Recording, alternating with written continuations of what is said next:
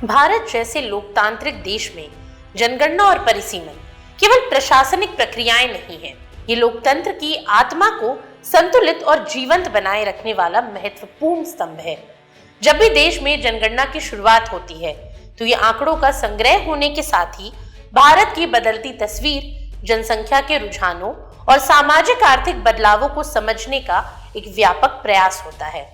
अब साल 2026 की जनगणना भी कुछ इसी तरह एक बड़े बदलाव की आहट लेकर आई है, जिसने न केवल प्रशासनिक हलकों में हलचल पैदा की है, बल्कि राजनीतिक और सामाजिक स्तर पर भी कई महत्वपूर्ण सवाल खड़े किए हैं। दरअसल 1 अप्रैल 2026 से आधिकारिक रूप से शुरू हुई ये जनगणना प्रक्रिया 2 चरणों में पूरी की जाएगी और 30 सितंबर 2026 तक इसका पहला चरण चलेगा। हालांकि पूरे देश के लिए एक समान समय सीमा तय की गई है, लेकिन फील्ड वर्क को व्यवस्थित और प्रभावी बनाने के लिए अलग अलग राज्यों और केंद्र शासित प्रदेशों को 30-30 दिनों का अलग अलग स्लॉट दिया गया है।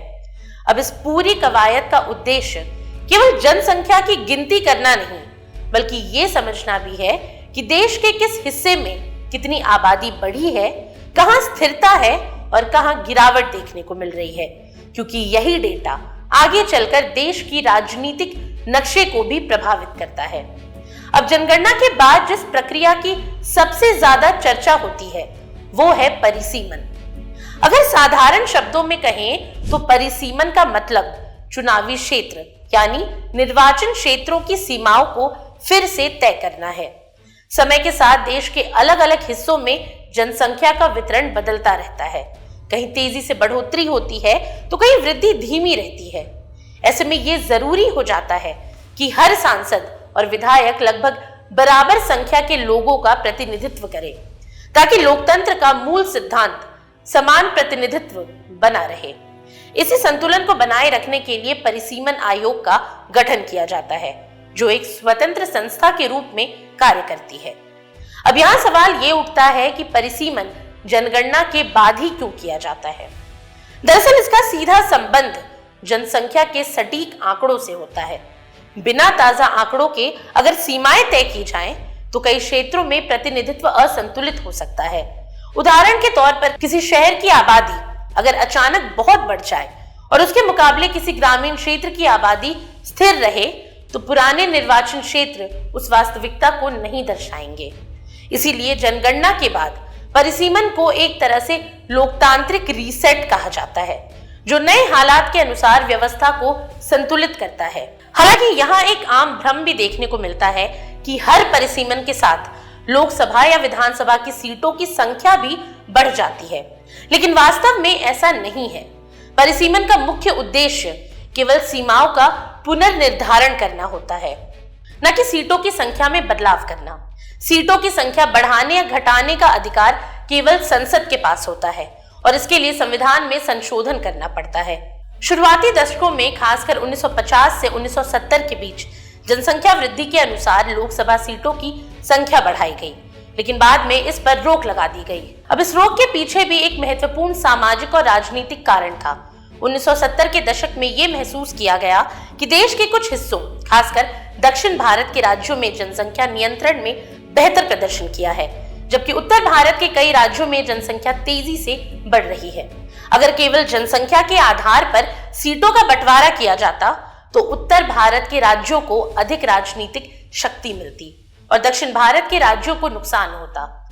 इस असंतुलन से बचने के लिए 1976 में लोकसभा की सीटों की संख्या को फ्रीज कर दिया गया। अब शुरुआत में ये फ्रीज 2001 तक के लिए था, लेकिन बाद में इसे बढ़ाकर 2026 तक कर दिया गया। इसका अर्थ ये हुआ कि 1971 की जनगणना के आधार पर सीटों की कुल संख्या स्थिर रही। हालांकि 2001 और 11 की जनगणना के आधार पर परिसीमन किया गया, जिससे केवल निर्वाचन क्षेत्रों की सीमाएं बदली, लेकिन सीटों की संख्या में कोई बदलाव नहीं आया।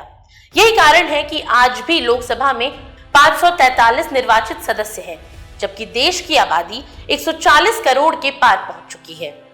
अब देखिए, परिसीमन की प्रक्रिया अपने आप में काफी जटिल होती है। इसमें कई बातों का ध्यान रखा जाता है। हर निर्वाचन क्षेत्र में लगभग समान जनसंख्या हो, भौगोलिक निरंतरता बनी रहे, प्रशासनिक सीमाओं का सम्मान किया जाए और अनुसूचित जाति और जनजातियों के लिए आरक्षित सीटों का उचित निर्धारण हो। इन सभी पहलुओं को ध्यान में रखते हुए परिसीमन आयोग अपने फैसले लेता है और इसकी सिफारिशें अंतिम मानी जाती है। खास बात यह है कि आयोग के फैसलों को अदालत में चुनौती नहीं दी जा सकती, जिससे इसकी स्वतंत्रता और निष्पक्षता बनी रहती है। वहीं अगर राजनीतिक दृष्टिकोण से देखें तो परिसीमन का प्रभाव बहुत गहरा होता है। इसके बाद कई नेताओं के पारंपरिक क्षेत्र बदल जाते हैं, नए निर्वाचन क्षेत्र बनते हैं और पुराने समीकरण टूट जाते हैं। इससे राजनीतिक दलों को अपनी रणनीतियां बदलनी पड़ती हैं और नए सामाजिक और जातीय समीकरण उभर कर सामने आते हैं। यही वजह है कि परिसीमन एक तकनीकी प्रक्रिया होने के साथ ही एक बड़ा राजनीतिक घटनाक्रम भी माना जाता है। साथ ही भारतीय संविधान में भी परिसीमन का स्पष्ट प्रावधान अनुच्छेद 82 और 170 के तहत किया गया है। इसके अनुसार हर जनगणना के बाद संसद को अधिकार है कि वो परिसीमन के लिए कानून बनाए और एक स्वतंत्र आयोग का गठन करे। अब यहाँ आपको बता दें कि आज तक भारत में 1952, 1963, 1973 और 2002 में प्रमुख परिसीमन हो चुके हैं, जिन्होंने देश की चुनावी संरचना को समय समय पर नया रूप दिया है। इसके अलावा परिसीमन केवल संसद तक सीमित नहीं है, बल्कि इसका दायरा राज्य विधानसभाओं तक भी फैला हुआ है। हर राज्य में विधानसभा सीटों की सीमाएं भी इसी प्रक्रिया के तहत ही तय होती हैं, जिससे राज्य स्तर पर भी संतुलित और न्यायपूर्ण प्रतिनिधित्व सुनिश्चित हो सके। अब अगर सरल शब्दों में कहें तो जनगणना और परिसीमन की प्रक्रिया भारत के लोकतंत्र की रीढ़ की हड्डी की तरह है, जो समय समय पर व्यवस्था को संतुलित और अद्यतन करती है। 2026 की जनगणना और इसके बाद होने वाला परिसीमन भारत के राजनीतिक भविष्य की दिशा तय करने वाला एक निर्णायक मोड़ साबित हो सकता है, जिस पर पूरे देश की निगाहें टिकी हैं। आज के लिए इतना ही। ये सामग्री आपके लिए जुटाई थी उर्वशी शेखर ने और वीडियो संयोजन किया था राहुल कुमार ने। ये वीडियो आपको कैसा लगा हमें कमेंट सेक्शन में जरूर बताएं और ऐसी तमाम रोचक जानकारियों के लिए बने रहिए स्वराज पोस्ट झारखंड के साथ। और अब तक अगर आपने हमारे YouTube चैनल को सब्सक्राइब नहीं किया तो अभी जाकर करें और Facebook पर हमारे पेज को लाइक और फॉलो करना ना भूलें।